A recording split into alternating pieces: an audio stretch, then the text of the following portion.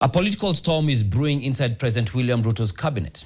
A week after controversial remarks attributed to the Health CS Duale triggered accusations of ethnic politics, cabinet colleagues have taken opposing sides. At the same time, a fresh succession battle is putting Deputy President Kithure Kindiki under pressure ahead of 2027.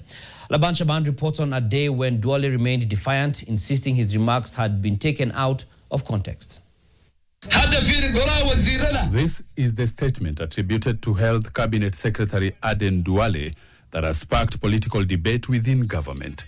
A translation from Somali suggests Duale told a gathering in Mandera County that he had asked President William Ruto to remove 4 of the 8 cabinet members from the Mount Kenya region. The state officials widely perceived to have been referenced are Deputy President Kithure Kindiki, Lands Cabinet Secretary Alice Wahome, Tourism Cabinet Secretary Rebecca Miano, Water Cabinet Secretary Eric Murithi Muga, Investments, Trade and Industry Cabinet Secretary Lee Kinyanjui, Mutai Kagwe for Agriculture, Information, Communication and the Digital Economy CS William Kabogo, Public Service Cabinet Secretary Geoffrey Ruku, and the Secretary to the Cabinet Mercy Wanjau. The remarks triggered criticism from some leaders in the Mount Kenya region.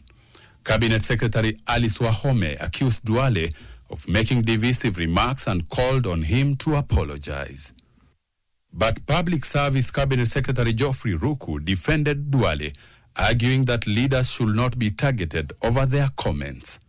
In contrast to Alice Wahome and former Deputy President Rigathi Gachagua, who have championed a united Mount Kenya political front, Public Service Cabinet Secretary Geoffrey Ruku has backed the idea of Mount Kenya East and Mount Kenya West operating as separate political blocks, arguing that his region should chart its own political course. Na kama ulikuwa unafikiria hiyo kure orokarao ati sijui nini, we don't care. Hatutaki kujua, mchaguane vile mnataka kuchaguana. Yes, hata mkitaka kuchagua sijui kondoo, mchague. Hata mkitaka kuchagua mtu ambaye kichwa yake sio mzuri, mchague. We don't care. For you cannot preach, be in the unity of the nation, and then start coming to divide or preach division of a community. Total ignorance, and I reject that trajectory. Kuongea ukisema ati mlima itakatwa mara mbili, hiyo tunakataa mchana peupe.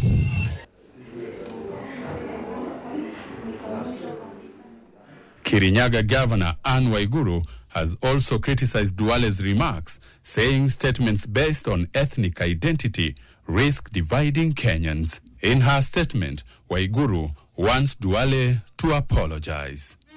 I'm not going to apologize. Duale, however, is rejecting the claims outright. He says in part, and I quote, "I did not make those remarks. The claims being circulated have been taken out of context, just as my earlier statements were.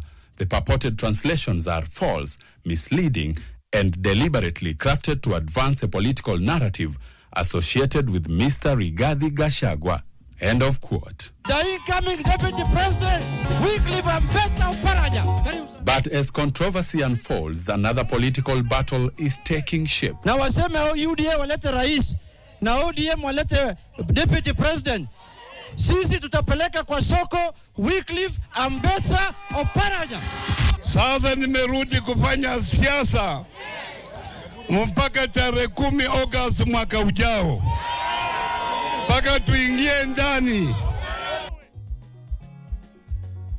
Oparanya's endorsement on Sunday came a day after Kindiki manifested restlessness amid the quest to oust him in the 2027 general elections political arrangement. Najua tumeongezeka, kina Oparanya wamekuja, wamekaribishwa, lakini hatutoki, hatuwezi waondokea. Na mimi nilisema juzi ya wajano naye kwa sababu najua kikwetu Kindiki ni mtoto wetu.